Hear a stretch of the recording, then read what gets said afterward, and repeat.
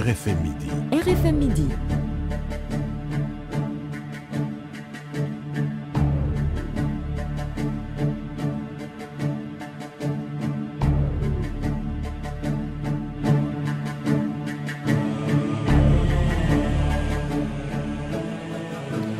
Merci d'être avec nous sur RFM. Il est midi, le grand journal. Anna Rocha. À la une de l'actualité de ce mardi 26 mars, la fuite de la conduite d'eau du tuyau du lac de Guiers à Méré. Les travaux de réparation ont démarré. Le ministre de l'Hydraulique, Mansour Faye, est attendu sur place. À Dakar, les populations de Cambérène souffrent déjà d'un déficit d'approvisionnement. Hausse de plus de 200 000 francs CFA sur le billet d'avion pour le pèlerinage à la Mecque. Une décision de la compagnie saoudienne Flynas. Le Premier ministre a convoqué aujourd'hui un conseil interministériel sur la question. En politique, Bamba Fall tourne le dos à Khalifa Sall. Il va retourner au Parti socialiste. Le maire de la Médina a même déjà scellé ses retrouvailles avec Ousmane Tanordien, vous l'entendrez. Aïda Mbodj, pas contre l'appel au dialogue du chef de l'État. Par contre, son parti, l'Alliance nationale pour la démocratie, attend de connaître les contours de ce dialogue politique. À suivre l'actualité internationale avec Georges Déthié-Diop. Le massacre d'Ogo-Sagou dans le centre du Mali, le dernier bilan fait état de 160 morts, chiffre fourni par le porte-parole du gouvernement malien. En Gambie, l'affaire du conteneur d'armes intercepté en janvier dernier par les forces de l'ordre au port de Banjul. Du nouveau dans le dossier, l'enquête de police blanchit l'entreprise Gatch Security. Le procès du putsch manqué de 2015 au Burkina Faso, le général Diendéré à l'épreuve des enregistrements téléphoniques. Environ 200 fichiers vont être diffusés devant le tribunal militaire de Ouagadougou. Rendez-vous dans 15 minutes pour le développement, juste après les sports de Malal Diagne Junior. Report de l'Assemblée générale d'information de la Fédération sénégalaise de basketball, initialement prévu le 30 mars prochain. Les membres de la plateforme pour le renouveau du basket crient au scandale et accusent les fédéraux d'orchestrer un plan pour manipuler l'opinion du basketball. Première rencontre de préparation des Lions du Sénégal en direction de la Coupe d'Afrique 2019. Les Lions croisent le Mali à 17h au stade Léopold Sédar Senghor. Nous reparlerons également de l'élimination de l'équipe nationale U23 de la course à la qualification, la CAN, avec cette fois-ci l'analyse de Mbaye Diouf. À tout à l'heure, Malal. Pape Sambakane sera avec nous pour sa chronique hebdomadaire. En fin d'édition, point de vue, comment faire pour lutter contre le trafic de faux médicaments au Sénégal. Débat aux environs de 12h35.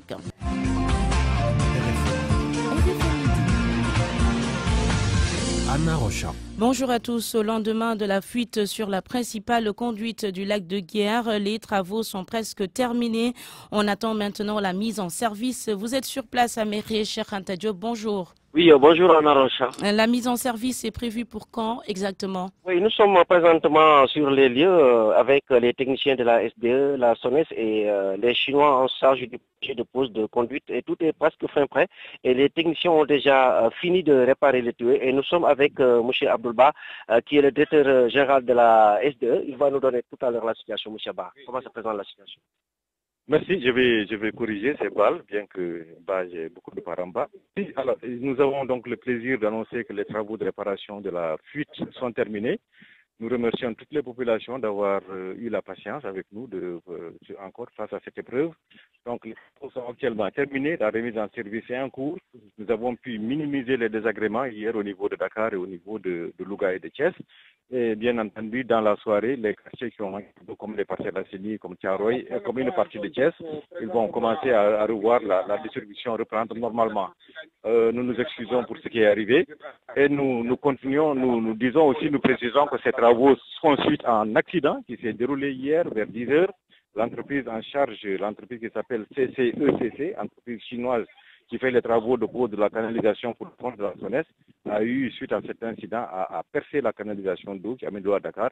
Et le résultat, c'est donc ces manques d'eau que nous avons connus au niveau de la ville de Dakar, au niveau de la région de Thiès et dans une moindre part dans la région de Louga. Aujourd'hui, tout est qui file bien. Donc, nous remercions les populations pour cette patience et ferons toujours en sorte que chaque fois qu'il y a un désagrément, de réagir très vite, d'appeler les cours pour remettre la situation. Voilà, Anna Rocha, vous l'avez bien entendu, les techniciens sont en train de mettre en place ce qu'on appelle un revêtement contre la corrosion. Selon les techniciens que nous avons rencontrés tout à l'heure, la chute de conduite sera mise en service et c'est déjà fait. Vous l'avez bien entendu avec le directeur de la service en cours. Et nous attendons d'un moment à l'autre aussi l'arrivée du directeur général de la SONES, Charles Fall, ainsi que le coordonnateur du projet. Et la conduite se situe au quartier Ngaï Diagne, à quelques encablures du SEM Mouratsar de Ngaï. Et les populations sont là pour regarder les ouvriers qui s'activent à réparer véritablement cette conduite d'eau ici au niveau de Ngaï.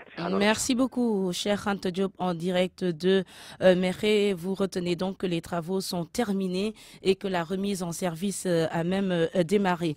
Mais à cause de ces travaux, certains quartiers de Dakar sont privés d'eau depuis hier.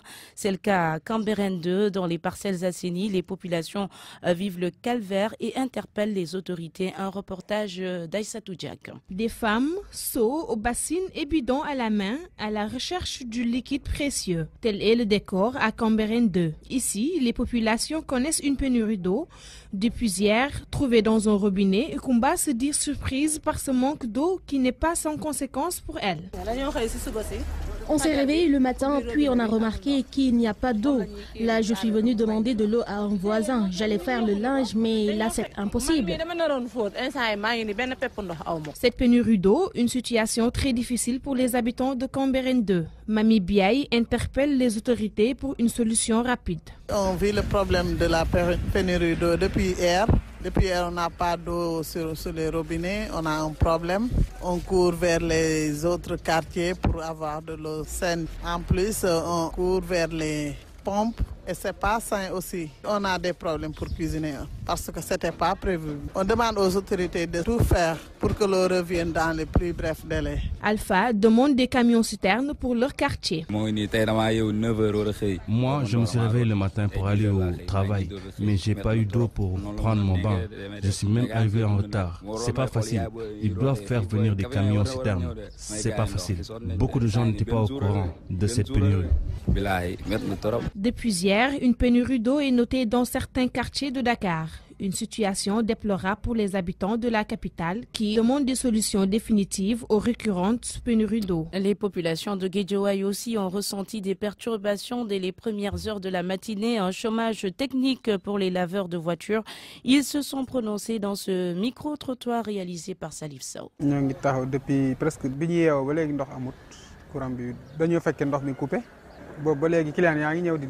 te loolu baaxul ci sunu liggéey aussi su ndox kay su amulee mënuñu liggéey parce que sans ndox mënuñu def dara dañuy yeew sax duñu dégg déclaration da nga yeew rek nga dem ci robinet ubbi ñu ne la ndox mi dafa ko des fois coupure ndox bi dañuy sonal des fois xam nga ñëw mais yàlla moo ñu sutura parce que am nañ réserve mais tamit coupure bi tam bu ñu sañoon ndox bi di ñëw tout le temps ñu ci mun liggéey peut-être. Toutes nos excuses pour ces éléments sonores non traduits. Midi 8, merci d'écouter le grand journal sur RFM. RFM, la radio de toute l'actualité. Le Premier ministre Mohamed Boun Abdallah Dionne préside en ce moment un conseil interministériel sur le pèlerinage à la Mecque 2019. Cette rencontre intervient 2 jours après la sortie des voyagistes privés pour dénoncer la hausse de plus de 200 000 francs CFA sur le billet d'avion. Une hausse décidée par la compagnie saoudienne Flynas chargée de convoyer les pèlerins sénégalais au lieu saint de l'islam. La région de Fatick est-elle en train de devenir une plaque tournante du trafic de drogue? En tout cas, les saisies de drogue sont fréquentes dans cette région. Les populations déplorent cette situation. Elles évoquent la situation géographique de leur localité. La correspondance d'Aminata Goudjabi. À Fatick, c'est désormais impossible de rester longtemps sans l'annonce d'une saisie importante de drogue ou de faux médicaments. La région, selon Mamadouba, retraité et père de famille, est devenue une porte d'entrée de ces produits nocifs. C'est une plaque tournante. Le problème du chômage qui sévit actuellement dans le pays vraiment force les gens à s'adonner à la commercialisation des drogues. Oui, ça m'inquiète. C'est parce que ça, c'est une alerte pour l'État. Mohamed, un jeune boutiquier, est tout aussi inquiet et évoque lui aussi le chômage endémique qui pousse les jeunes à s'adonner à ce genre de trafic. Peut-être c'est à cause de la situation du pays. Les gens peut-être n'ont pas du boulot. Beaucoup de jeunes s'adonnent à des affaires de drogue, de médicaments. Vraiment, c'est des choses à déplorer. C'est pas quelque chose de bon, surtout pour la jeunesse. La région de Fatick est devenue une zone de transit privilégiée des trafiquants de drogue et de faux médicaments en raison de sa position géographique. C'est l'avis de Mamadou Ba. Fatick au nord, qui peut aller directement vers Thiès et Saint-Louis, vers l'est, c'est presque vers et Gambie. Ce qui en fait pousse les gens à faire ces pratiques quoi. Si vous remarquez du côté de Foundiougne, les gens peuvent passer directement par la mer. Au niveau de Fimela, les gens peuvent passer aussi par la mer. Adjouma Diouf, originaire de Patarsine dans le département de Fatick, lui demande aux forces de l'ordre de redoubler de vigilance. La subdivision des douanes de Fatick, créée seulement en novembre dernier, compte se mobiliser davantage pour faire face à ces fléaux qui exposent les populations et les jeunes surtout. Aminato Goudiabi, Fatick RFM. Dans ce trafic de faux médicaments circule une importante quantité d'aphrodisiaques. La commercialisation de ces produits rapporte des centaines de millions de francs CFA, mais le phénomène reflète l'existence d'un besoin réel, un impact économique néfaste pour les officines privées qui souffrent des marchés parallèles. Le dossier d'Awambaye. Les aphrodisiaques sous forme de médicaments sont disponibles sur le marché et l'urologue explique ses indications thérapeutiques. Professeur Lamignon. Quand on parle d'aphrodisiaques, c'est des médicaments qui améliorent la libido, c'est-à-dire l'envie sexuelle. Et souvent, quand on fait un terme assez large, ça regroupe tous les médicaments qui traitent la sexualité, surtout de l'homme, que ce soit pour augmenter la libido, mais surtout pour augmenter l'érection. Le président du syndicat des pharmaciens privés du Sénégal, Dr Hassan Diop, confirme que la demande existe bel et bien et le marché essaye de suivre. C'est un marché qui est là. Constitué par les hommes normalement âgés de plus de 18 ans qui ont des problèmes avec leur fonction érectile, donc pour avoir et maintenir de manière suffisante une érection.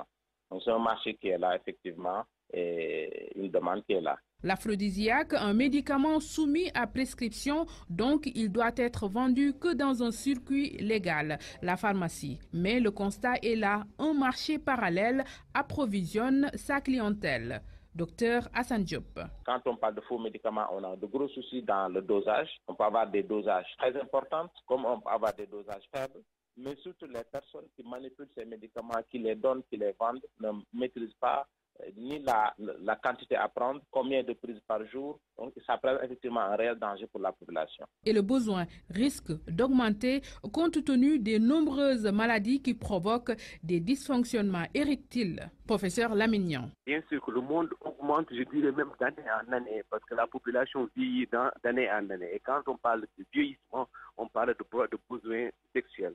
Et souvent, c'est des personnes très demandeuses de la sexualité et donc qui vont partout pour se procurer de tels types de médicaments. Les marchés parallèles, des circuits dans lesquels sont vendus des faux médicaments. Et ce commerce peut avoir un impact négatif au plan économique et sanitaire. Donc, il faut les combattre selon les acteurs de la santé. Dans l'affaire du jardin public de Mbour, le procès qui oppose les jeunes de la commune et le maire Fallou Silla a eu lieu ce matin.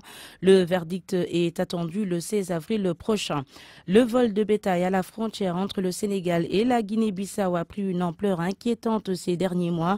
Le Conseil national de la Maison des éleveurs du Sénégal alerte, son président préconise la réouverture des positions militaires le long de la frontière, mais également le renforcement de la coopération sécuritaire entre les deux pays pour mettre un terme à ce pillage. Lamine Ba à Ziguinchor. Ce sont plus de 500 têtes de bétail qui ont été utilisées à leurs propriétaires le long de la frontière entre le Sénégal et la Guinée-Bissau, rien qu'entre 2018 et 2019. Des chiffres qui inquiètent le Conseil national des éleveurs du Sénégal. Son président, en tournée dans les régions de Ziguinchor et Sédhiou, tire la sonnette d'alarme. Ismaël Sow. On a rencontré les éleveurs avec le préfet département de Goudomp. Quand même, pour soulager les éleveurs, entre 2018 et 2019, ils sont perdus à environ 418 têtes plus 238, les moutons et chèvres 179 têtes. Donc là, c'est une perte lourde quand même. Même nous, on sollicite, si c'est possible, que le président de la République voit s'il pourrait recevoir même les éleveurs du département de Goudomp,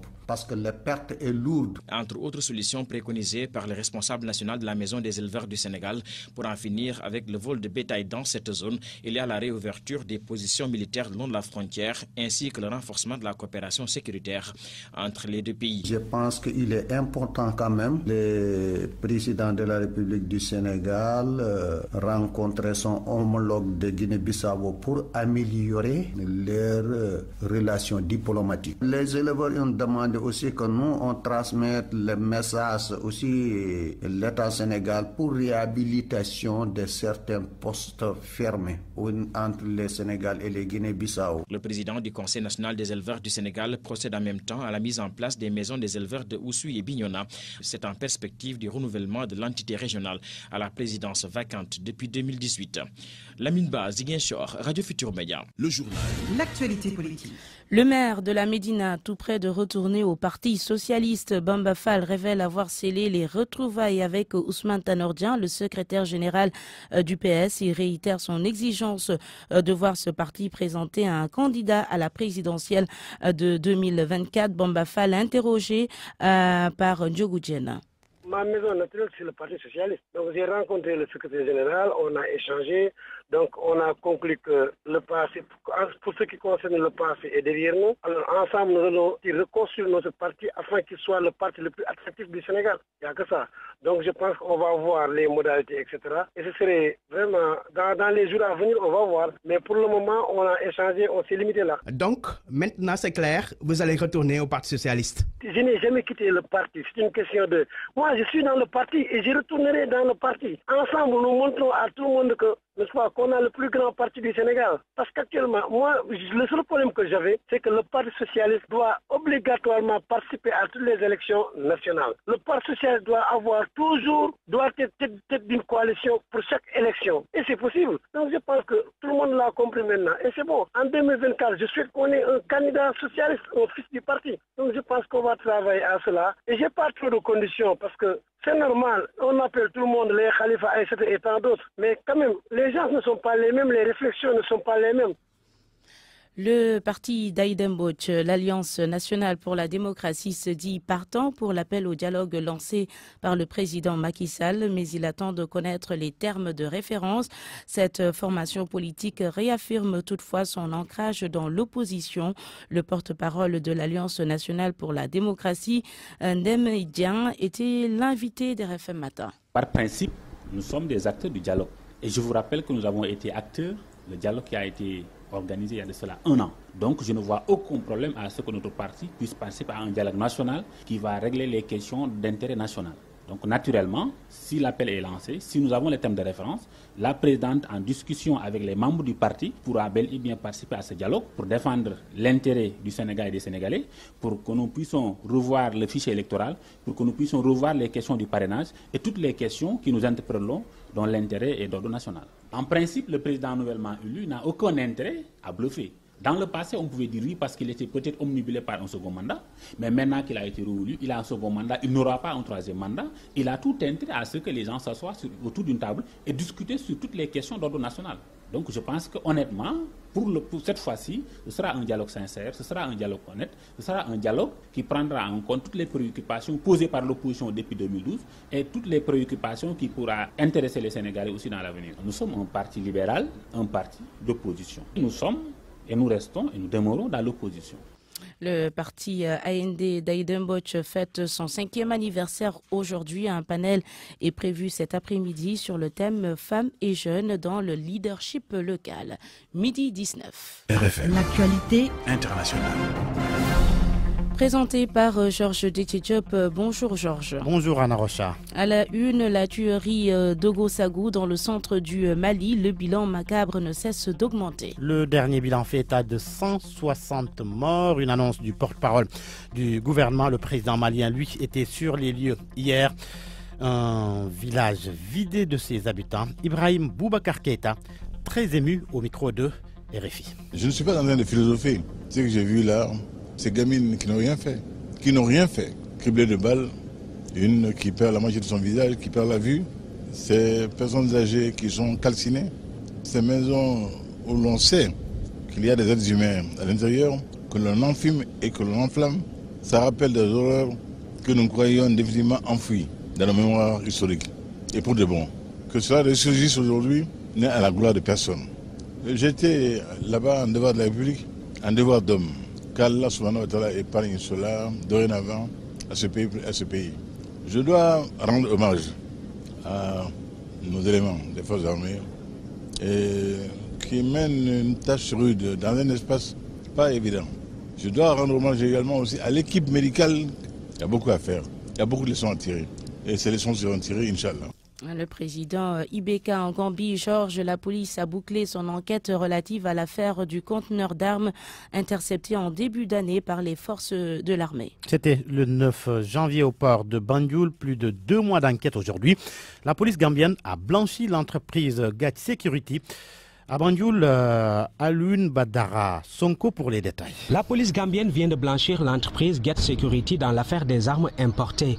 Dans un communiqué, la police révèle que l'investigation a été faite par un ensemble d'experts de la police et de l'armée gambienne. Et suite à ces investigations, le décompte de ces armes est fait. Au total, 1263 pièces d'armes à feu sont dénombrées dans 252 cartons. 13 parmi ces armes sont susceptibles d'être des armes de guerre. Dans le même communiqué, la police indique que ces armes sont destinées à la chasse. Pour rappel, l'affaire remonte le 9 janvier dernier. À cette date, la police gambienne avait intercepté un conteneur d'armes au port de Gambie. Ce conteneur appartenait à la compagnie Get Security de l'homme d'affaires Aboubakar Diawara. L'affaire avait suscité plusieurs réactions à travers les réseaux sociaux. Alun Badara Sonko, Banjul, Radio Futur Média. On va au Burkina Faso avec la reprise du procès du putsch manqué de 2015. Aujourd'hui, le général Gilbert Diendéré à l'épreuve des enregistrements téléphoniques. Environ 200 fichiers seront diffusés dans la salle d'audience du tribunal militaire de Ouagadougou. Mamadou Aïchandiaï. Au Burkina Faso, la reprise du procès sur le putsch manqué de 2015 devant le tribunal militaire de Ouagadougou se poursuit. Le général Djibril Bassolé, c'est au tour du général Gilbert Diendéré de faire face aux enregistrements de conversations téléphoniques. Environ 200 fichiers contenant les conversations de l'ex-chef d'état-major, en particulier de Blaise Compaoré, sont diffusés dans la salle d'audience. Dans l'une des conversations, s'adressant à son interlocuteur, on entend la voix attribuée au général Diendéré qui affirme que je l'ai fait, mais vous ne m'avez pas suivi. Une chose est claire, pour les avocats du général Diendéré, rien ne prouve que ces commentaires et les déclarations sont de leurs clients. Quant au général Gilbert Diendéré, il n'a fait aucun commentaire sur le contenu des bandes et demande au tribunal de s'en tenir à ses propres déclarations lors de son interrogatoire. En Afrique du Sud, le fils de l'ancien président Jacob Zuma devant un tribunal de Johannesburg. Oui, Doudou Zane Zuma est jugé pour homicide volontaire et négligence au volant. Le procès fait suite à un accident qui date de 2014, accident qui avait causé la mort d'un ressortissant zimbabwéen. La Porsche du fils de Zuma était entrée en collision avec un minibus taxi. Doudouzane a plaidé non coupable selon BBC. Le procureur a retiré la deuxième accusation d'homicide volontaire liée à la mort de Nanki Jeannette, une autre passagère dans le taxi. Aux États-Unis, le Pentagone a annoncé avoir débloqué $1 milliard pour la construction d'une section du mur à la frontière avec le Mexique. C'était une promesse de campagne de Donald Trump. Le chef du Pentagone, Patrick Shanahan, justifie cette dépense par la loi fédérale. Un paragraphe de l'article 10 du Code des États-Unis autorise le ministère de la Défense à construire des routes et des barrières et à installer des éclairages pour empêcher le trafic de drogue transfrontalier. La réaction des démocrates, sans surprise, ils sont indignés. On termine ce tour d'horizon de l'actualité internationale, Georges, au Kenya, où des juges font de nouvelles propositions sur l'âge du consentement des relations sexuelles. 3 juges de la Cour d'appel, ils ont proposé d'abaisser l'âge du consentement de 18 ans à 16 ans. Selon BBC, ces juges s'opposent aux longues peines d'emprisonnement imposées aux jeunes hommes pour avoir couché avec des adolescentes qui étaient prêts à l'être ou semblaient être des adultes. J'en connais un qui est très intéressé par la question. Merci beaucoup, Georges Détié-Diop. On vous retrouve à 12h30 pour la revue de presse. Parole aux auditeurs. L'actualité, qu'en pensez-vous? Moi, je pense que vous devez. Réagissez dans nos éditions d'information sur l'actualité. Du lundi au vendredi, vous avez la parole sur RFM. Comment faire pour lutter contre le trafic de faux médicaments au Sénégal? On en parle à 12h35 avec le docteur Mohamedou Sow, président de la commission qualité de l'Ordre des pharmaciens du Sénégal, et Momar Ndao, président de l'ASCOSEN, l'association des consommateurs sénégalais. RFM Sport. La page des sports avec Malal Diagne Junior. Bonjour Malal. Bonjour Anna Rocha. À la une du football, les Lions du Sénégal retrouvent aujourd'hui le stade Léopold Sédar Senghor. Aujourd'hui en fin d'après-midi donc, le Sénégal affronte le Mali. Ce sera le premier match amical de préparation en direction de la prochaine Coupe d'Afrique des Nations de football. Une répétition générale pour l'ensemble du groupe et en particulier ceux qui n'avaient pas joué samedi dernier face à Madagascar à Thiès. Pour Pape Thiaw, c'est une bonne occasion pour réviser les gammes et voir certains joueurs évoluer sous les couleurs de l'équipe nationale, mais aussi rapprocher davantage l'équipe des supporters. Pape Thiaw, ancien international et actuel entraîneur de Niary Tally que nous écoutons. C'est une bonne opposition, c'était face à une équipe qui s'est qualifiée pour la CAN 2019. C'est aussi c'est un match où on peut essayer pas mal de choses, aussi mettre des joueurs qui n'ont pas eu beaucoup de temps de jeu. De les voir et je trouve que c'est un match important et très très intéressant.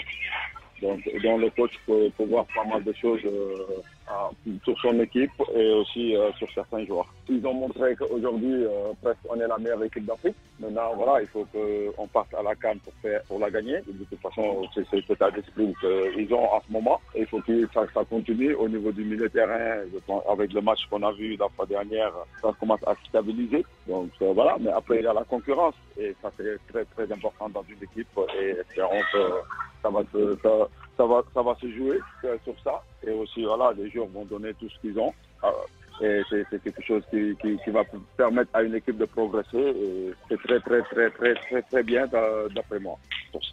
Du football, toujours Malal, pour reparler cette fois-ci de l'élimination des Lions U23. Et cette fois-ci, c'est l'ancien responsable de la petite catégorie au niveau de la Fédération sénégalaise de football qui en parle. Mbaye Diouf Dia analyse les raisons qui ont motivé l'élimination des U23. Abdourahmane Diallo. Les U23 éliminés, l'ancien chargé des petites catégories à la Fédération sénégalaise de football indexe les fédéraux. Mbaye Diouf Dia pense qu'Augustin Senghor et sa bande ne privilégient pas la petite catégorie. Si on avait certains joueurs qui sont dans l'équipe A, aujourd'hui je crois que la messe serait dite par rapport à l'équipe guinéenne.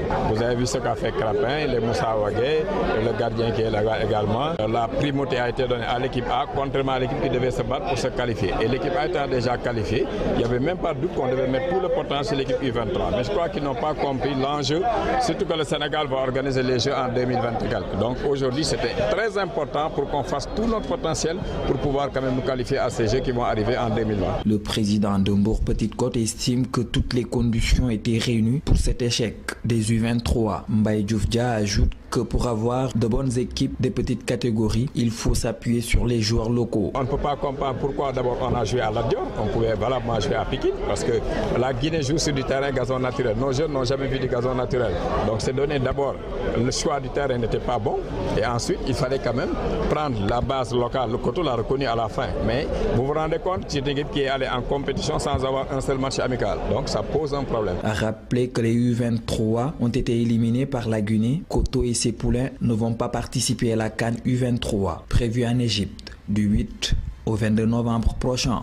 RFM Bourg. Abdourahmane Diallo. L'actualité du basket, Malal, la fédération est accusée de préparer une fraude à l'Assemblée générale élective. Et c'est les membres de la plateforme pour le renouveau du basket qui crient au scandale et accusent les fédéraux actuels d'orchestrer une fraude en vue de la prochaine élection élective. Ceci donc après que les fédéraux aient décidé de reporter la date de la tenue pour l'Assemblée générale d'information. Plus d'informations et de détails là-dessus avec Sodetiam. Polémique autour du report de la date de l'Assemblée générale d'information de la Fédération sénégalaise de basketball. Pathé Keïta, membre de la plateforme pour le renouveau du basket, pointe du doigt la fédération. Elle avait donné une première date le 26 avril, le 31 mars, puis maintenant le 6 avril. C'est des choses qu'on ne peut pas accepter parce qu'on sent qu'il y a de la monopolicienne derrière. Dès lors que la FIBA a décidé de donner des ballons au club du Sénégal, pour le basket sénégalais, et que la fédération soit chargée de distribuer les balles, ils vont préférer donc donner ça au club pour après organiser l'Assemblée générale pour laquelle ils ont prévu de faire amender l'ordre du jour et d'y mettre un point concernant les réformes des textes. Ils ont déjà désigné quelqu'un qui sera chargé au niveau de l'Assemblée générale de faire cette proposition. Pour moi, c'est des malheureux politiciens qui ne feront que diviser le basketball parce qu'il y a certains qui ont toujours ces principes et qui vont le refuser. Des accusations que l'instance rejette, selon le secrétaire général Ibrahim Agnan, apportent des éclairages. Nous avons reçu une invitation de FIBA Afrique pour assister à l'inauguration du siège de FIBA Afrique et c'est le 30 mars, les dates coïncident, donc la fédération, pour honorer l'invitation de FIBA Afrique, était obligée de repousser d'une semaine la date de l'Assemblée générale d'information au 6 avril. Pour les questions de ballon, les gens parlent des choses qu'ils ne maîtrisent pas. Ça, c'est un programme de développement des fédérations qui a commencé depuis novembre 2016. C'est pas aujourd'hui. Pour dire que voilà, c'est pour des raisons de campagne qu'on distribue des ballons, c'est vraiment de l'intox, c'est tout. L'Assemblée générale d'information, initialement prévue le 30 mars, aura finalement lieu le 6 avril. Au sortir de cette réunion, la date de l'Assemblée générale élective sera fixée. Anna Rocha, juste finir avec la rencontre Sénégal-Mali. Ce sera à suivre en direct juste après le journal de 16h30 sur RFM. Merci beaucoup Malal Diagne Junior. Prochain rendez-vous avec les sports dans l'édition d'information de 13h. RFM reportage. Voulez-vous savoir quel est l'âge idéal pour une femme, ce moment de sa vie où elle se sent au sommet de sa féminité? Pour celle que nous avons rencontrée, l'âge d'or est entre 17 et 25 ans. C'est notre reportage du jour dans le cadre du mois dédié à la femme. Aram Falchoun. Les femmes vivraient leurs plus belles années entre 17 et 25 ans, à en croire les Sénégalaises interrogées. Les raisons, cependant, semblent varier d'une femme à l'autre. Pour cette toute jeune étudiante, l'éveil à la féminité a été marquant. Pour moi, l'âge le plus idéal, c'est l'âge de 17 ans. Parce qu'à cet âge, il y a la puberté. On commence à développer des seins, à être mature, à sortir avec des garçons. On se sent femme. Fatou Achogan Koli, la vingtaine, estime que son âge idéal est celui de l'épanouissement professionnel, de la maturité et des responsabilités. Selon moi, à partir de 25 ans, c'est un âge à partir duquel on acquiert beaucoup d'expérience dans les études, dans la vie, que ce soit vie amoureuse ou bien la vie. Pour nous, on devient beaucoup plus responsable. Autre femme, autre point de vue. Pour Mme Fatou Fall, âgée de 42 ans, l'entrée dans la vie conjugale et la maternité est ce qui détermine l'accomplissement d'une femme. À l'âge de 20 ans, 22 ans, 23 ans, c'est l'âge de fonder une famille, avoir un mari, avoir des enfants, être dans ta maison, avoir de liberté, sentir que tu es une femme. La vie d'une femme est sans aucun doute pleine de défis, mais entre les premiers émois amoureux, les joies d'un jeune mariage et la conquête de l'indépendance, ce ne sont pas les raisons de célébrer sa féminité qui manquent. RFM, la chronique du jour. Aujourd'hui, l'hommage du poète Pape Sambakane au maestro Issa Sissoko, décédé dimanche soir à Dakar. Issa Sissoko, fondateur et chef d'orchestre du mythique Orchestra Baobab en 1972, est mort dimanche soir. Personnellement, j'ai appris la nouvelle sur la page Facebook de Kibili Demba Sissoko, journaliste à l'agence de presse sénégalaise, blogueur, critique littéraire et militant acharné des arts et de la culture. Pourquoi la mort de certaines personnes réveille-t-elle en nous de la colère, en plus des sentiments courants en pareilles circonstances que sont la tristesse, la désolation et, toujours, parce qu'on ne s'habitue jamais à la mort, la surprise. La grande roue du deuil qui tourne dans le monde, comme Hölderlin décrit la mort, et qu'évoqua un de ses amis à l'occasion des nombreux hommages rendus au regretté Bruno Diatta, encore frappé le Sénégal, comme le défunt diplomate sans pareil. Issa Sissoko est parti septuagénaire, mais jeune au physique et dans son esprit, après plus de 40 ans d'une brillante carrière musicale. Il était ascétiquement mince, de teint clair et grand de taille. Là, peut-être, devraient s'arrêter les comparaisons entre ces deux hommes aux parcours professionnels et choix de vie, les premiers commandant les seconds, si différents. Mais non, elle ne s'y arrête pas.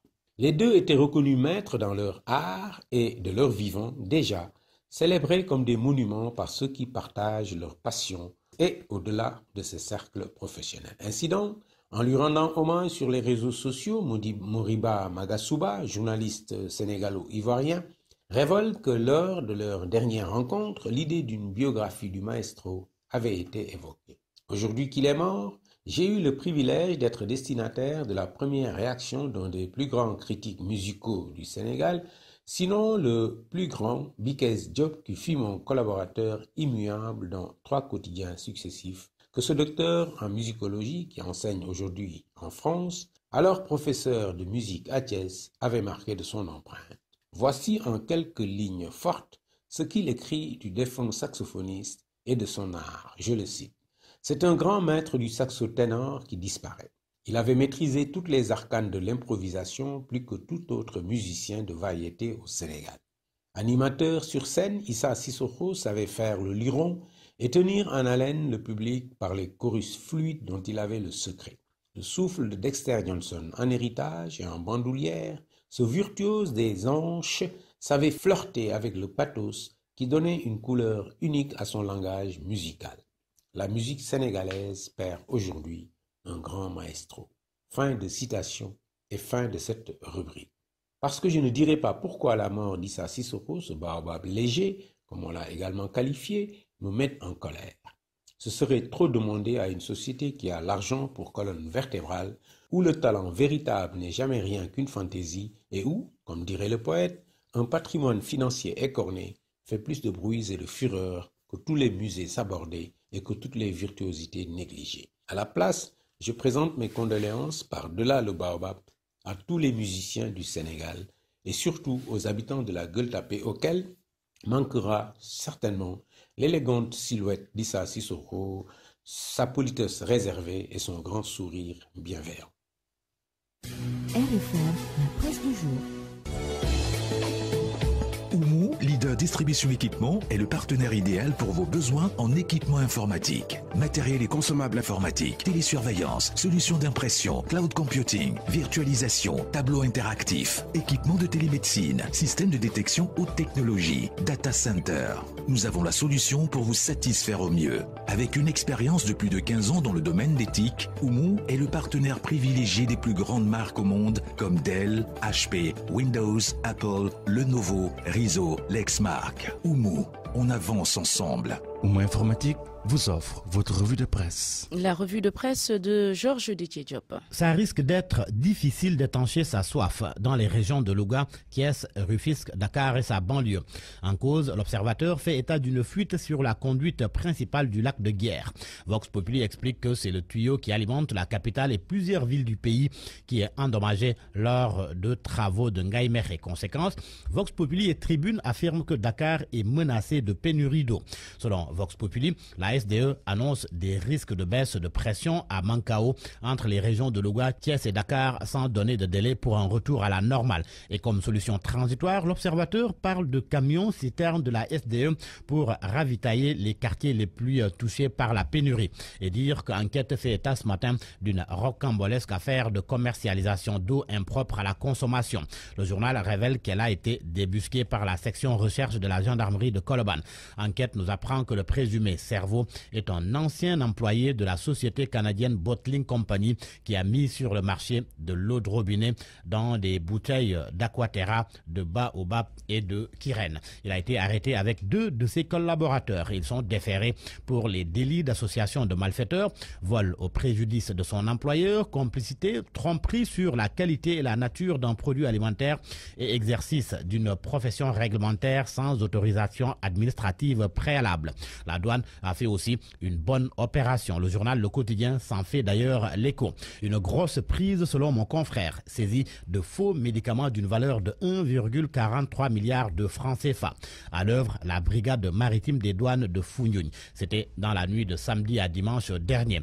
Et ce rapport sur la criminalité et la sécurité au Sénégal. Les Échos révèlent que le Bureau de la sécurité diplomatique des États-Unis a dressé un tableau sombre dans son rapport en date du 14 mars 2019 sur la situation générale de la criminalité et de la sécurité au Sénégal. Une façon, souligne le journal, d'alerter les ressortissants américains. Quelques éléments du rapport: agressions régulières le long de la corniche ouest.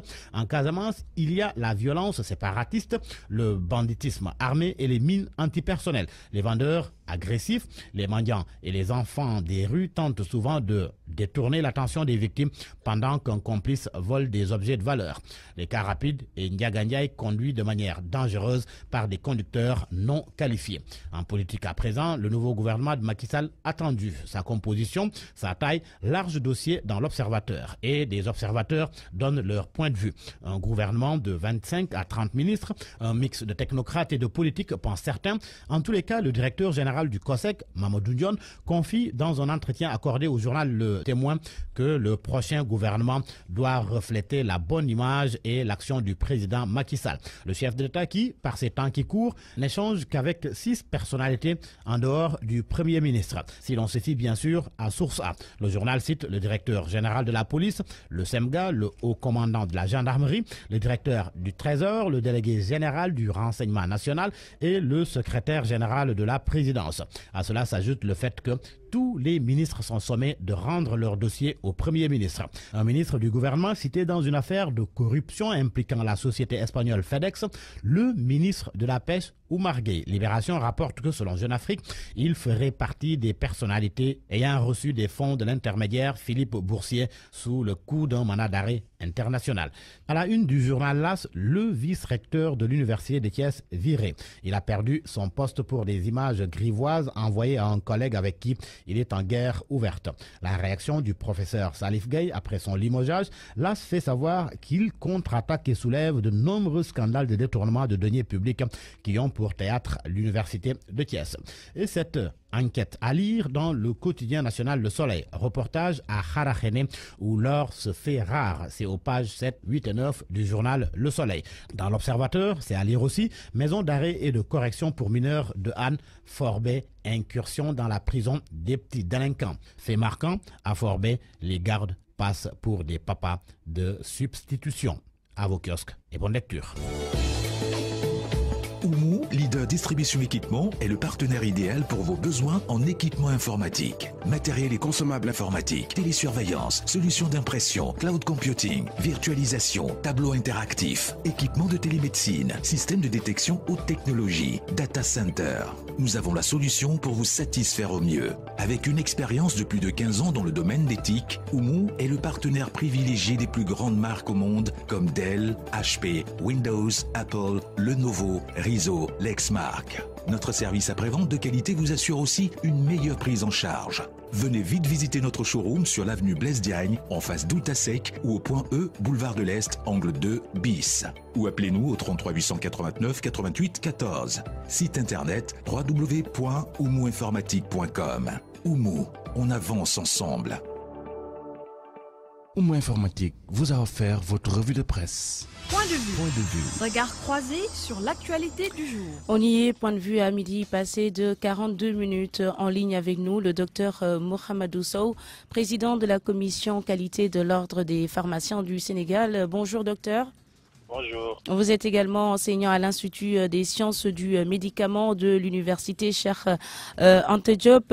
Depuis le temps qu'on parle de ce trafic, docteur, on connaît les pays d'origine, les pays de provenance, les différents points de vente également. Pourquoi depuis lors, alors, on n'arrive pas vraiment à contrôler ce phénomène?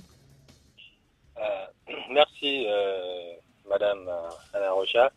Alors, pourquoi? Vous savez que nous, pharmaciens, nous n'avons pas la puissance publique. Si nous connaissons les sources d'approvisionnement, si nous connaissons les personnes qui font entrer les pays, si nous connaissons également le chemin qu'ils apprennent pour arriver jusqu'aux malades, si nous connaissons les marchés, ça signifie que ce qui reste à faire, c'est de mettre en œuvre l'action de la puissance publique. Alors, ceci étant dit, nous nous félicitons de la dernière affaire de Touba Belel, qui a abouti à des sanctions donc plus ou moins sévères. Un premier procès, hein? Voilà, c'est un premier procès. Et on a eu donc des sanctions plus ou moins sévères parce que le problème, c'est qu'avec cette affaire de Touba Belel, on n'est pas remonté jusqu'au sommet de la chaîne de responsabilité donc de ce marché criminel. Oui. Okay. Et l'autre chose également à dire, c'est qu'il reste également un déficit de sensibilisation et donc d'éducation sanitaire par rapport aux Sénégalais qui prennent ce type de médicaments. Parce qu'aujourd'hui, il y a une mauvaise perception répandue au Sénégal disant que les médicaments sont chers dans les officines de pharmacie, ce qui ne traduit pas la réalité. Parce qu'aujourd'hui, j'ai pu vous assurer que dans toutes les officines de pharmacie sénégalaise, quelle que soit la maladie, je vous dis quelle que soit la maladie, vous y retrouverez des médicaments génériques qui sont à la portée des malades sénégalais. Et donc aujourd'hui, c'est une politique de générique qui est mise en œuvre au Sénégal. Et les seules maladies où c'est encore très cher, c'est peut-être au niveau pour le 3e âge concernant donc les problèmes donc de prostate et autres, mais que ce soit l'hypertension artérielle, que ce soit le diabète, que ce soit les maladies donc comme les antalgiques et tout, toutes les familles de médicaments, on a réduit les produits. Il y a des médicaments génériques de très bonne qualité qui sont efficaces et qui sont sûrs. D'accord. On revient à vous. Professeur Amadou Mokhtar Dieye est également avec nous. Bonjour, professeur.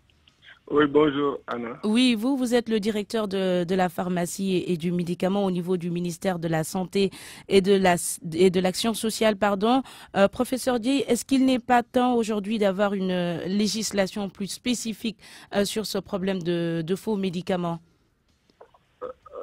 Tout à fait. Il est bien d'avoir une législation spécifique, mais il faut se rendre compte aussi que dans la législation de manière générale, dans le code pénal du Sénégal, dans le code douanier, il y a assez d'éléments pour réprimander donc les trafiquants de faux médicaments. En particulier, je veux citer les derniers cas où les gens ont été condamnés. Donc les cas à Diourbel, c'est une première condamnation, comme vous l'avez dit tout à l'heure. Mais les personnes impliquées, en tout cas arrêtées, ont été condamnées à des peines de prison ferme de 7 ans et de 5 ans. Ça n'a jamais existé au Sénégal. Il faudrait continuer sur cette logique-là. Il faut continuer, il faut renforcer. Parce qu'avant, les gens avaient des peines de 15 jours ou bien en sursis. Maintenant, 7 ans de prison ferme, plus 400 millions de francs d'amende, plus 2 camions confisqués, en plus de la valeur marchande des médicaments estimée à 1,335 milliard. Donc tout ça, si on fait ça globalement, ça avoisine les 2 milliards de pertes, plus 5 ans et 7 ans d'emprisonnement ferme. C'est une première au Sénégal, voire en Afrique, en tout cas à ma connaissance. Et nous devons continuer sur cette voie.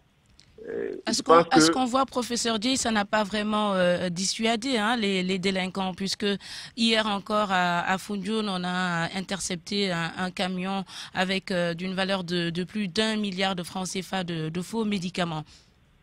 Ça n'a pas dissuadé tout le monde, mais certainement, il y a des gens qui se sont dit, puisque c'est 7 ans, attends, moi je vais faire autre chose. Maintenant, il y a toujours d'autres personnes, des récalcitrants, qui continuent. Mais ces récalcitrants sont traqués et c'est pourquoi aussi il y a de plus en plus de saisies. C'est-à-dire que plus on cherche, plus on trouve. Et c'est ça qui fait que, bon, aujourd'hui, on a ces saisies-là. Donc la douane veille, la gendarmerie veille, la police veille, le commerce veille, le ministère de la Santé veille, l'ordre, le syndicat. Tout le monde vraiment est en alerte parce qu'il y a une sensibilisation constante depuis quelque temps par rapport à ces médicaments de la rue. Et nous pensons qu'il y a des progrès. Mais je dois dire que les médicaments de la rue aussi, c'est comme la drogue. Ce n'est pas seulement en Afrique, c'est partout. On combat ces médicaments de la rue. Aujourd'hui, l'Europe est en train vraiment de se barricader avec un système de sérialisation pour vraiment suivre chaque médicament. Parce que même en Europe, aux États-Unis, il y a eu des cas, en tout cas d'infiltration même, du circuit licite par de faux médicaments. Je veux parler du cas du Plavix et du cas de Avastin, qui sont des médicaments pour éviter la coagulation du sang ou bien contre le cancer. C'est des médicaments qui coûtent excessivement cher et il y a des trafics même aux États-Unis. Donc, c'est un problème mondial. Il faut se battre, il faut combattre. On a eu des succès, nous devons continuer, être tout le temps sur le terrain, un combat permanent. Merci beaucoup, professeur Amadou Mokhtardi, directeur de la pharmacie et du médicament au ministère de la Santé et de l'Action sociale. Merci aussi au docteur Mohamedou Sow, président de la commission qualité de l'Ordre des pharmaciens du Sénégal et enseignant à l'Institut des sciences du médicament à l'UCAD. On a largement dépassé le temps qui nous était imparti. Il est midi, passé de bientôt 49 minutes. Merci à Diokou Diène à la réalisation de cette grande édition d'information. Retour de l'info dans 10 minutes, le journal en Wolof, la grande édition d'information en Wolof avec El Haj Hassan Gueye. Vous restez avec nous dans un instant. Koutia et sa bande, Allô Présidence. Merci chez vous, bonne écoute.